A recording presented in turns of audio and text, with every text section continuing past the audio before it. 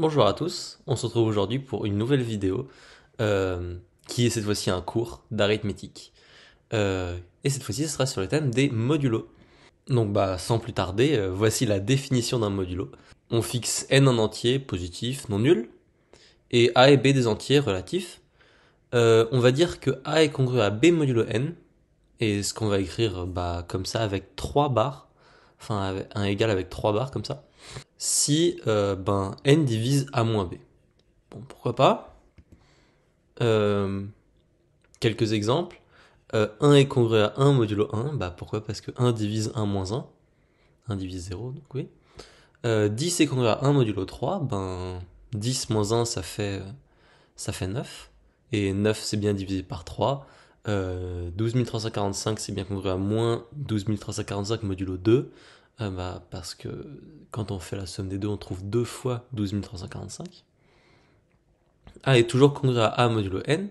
Pourquoi? Parce que A moins A, c'est 0, et 0 est toujours divisible par n, et A est congru à 0 modulo n si et seulement si n divise A. Bon, donc ça, il suffit juste d'écrire la définition. Comme on a pu le remarquer juste avant, on a toujours en fait A est congru à A modulo n, et n est congru à 0 modulo n. Pourquoi? Parce que n est divisible par n.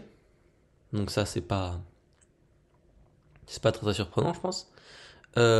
Ensuite, si A est congru à B modulo n, alors B est congru à A modulo n. Donc ça, c'est parce que si jamais n divise x, alors n divise aussi moins x. Et si A est congru à B modulo n, et B est congru à C modulo n, alors A est congru à C modulo n.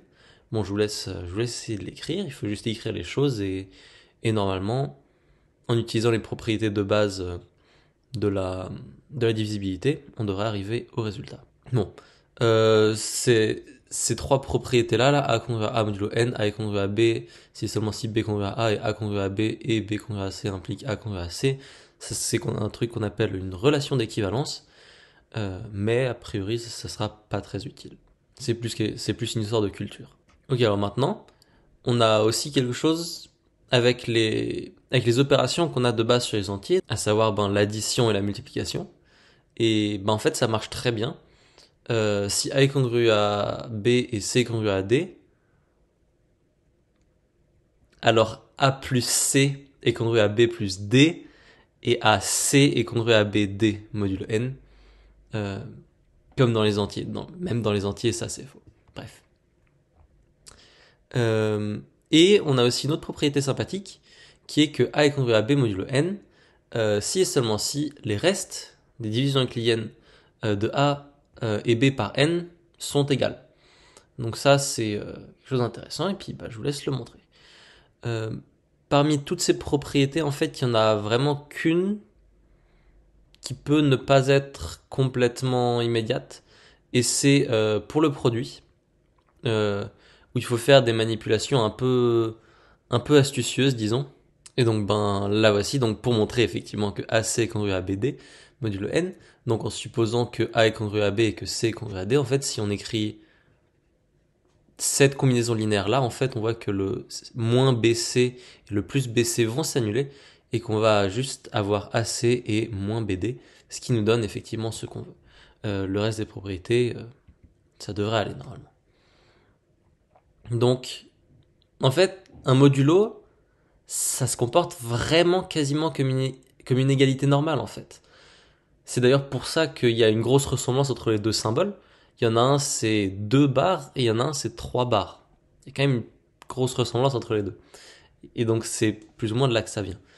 Euh, donc, on peut à peu près tout faire avec les modulos. On peut multiplier, on peut additionner, on peut dire que on peut mettre plusieurs égalités à la suite, etc. Ça, il n'y a pas de problème. Par contre, euh, diviser, c'est plus compliqué.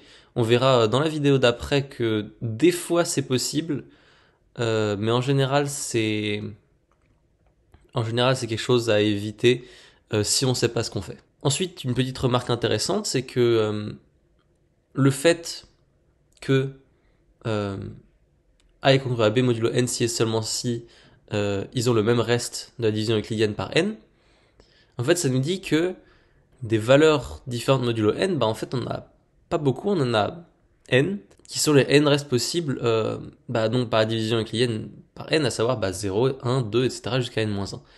Donc ça permet de montrer des idées très sympathiques avec le principe du tiroir. Donc par exemple, on pourrait penser à je prends n plus un nombre, et ben en fait il y en a deux qui sont congrus modulo n. Donc parmi n plus un nombre, il y en a deux dont la différence est divisible par n. Bon, ce qui a priori n'est pas complètement évident à montrer sans avoir des notions de modulo. Donc, encore un peu plus d'exemples de modulo. Il s'avère que c'est quelque chose dont vous avez déjà une idée intuitive. C'est quelque chose que vous avez déjà vu avant. Par exemple, donc voilà, si on rajoute 10 minutes à 9h55, on va avoir 10h05. Et si on regarde juste les minutes, on est passé de 55 à 0,5.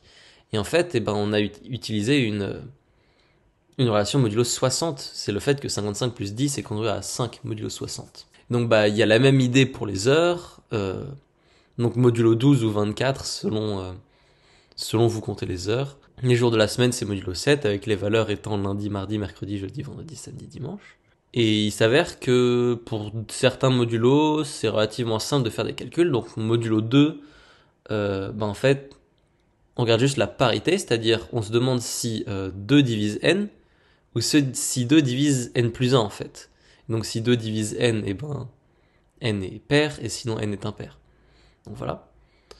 Et également modulo 10, c'est très facile de calculer, parce qu'en fait, il faut juste regarder le dernier chiffre, puisque le dernier chiffre est le reste de la division euclidienne de n par 10. Donc je vais présenter un exemple d'application classique, disons, des modulos, et qui montre, j'espère, à quel point les modulos sont puissants.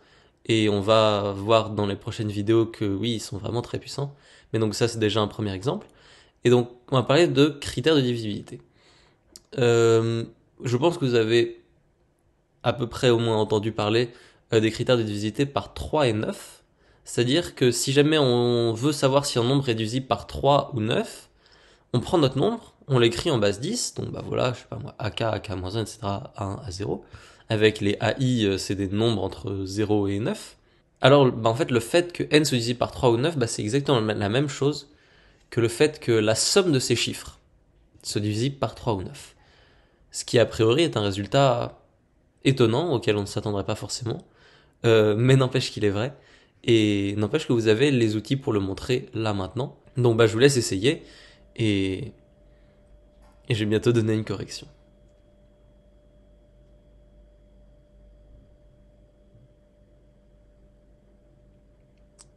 Et la correction, la voici.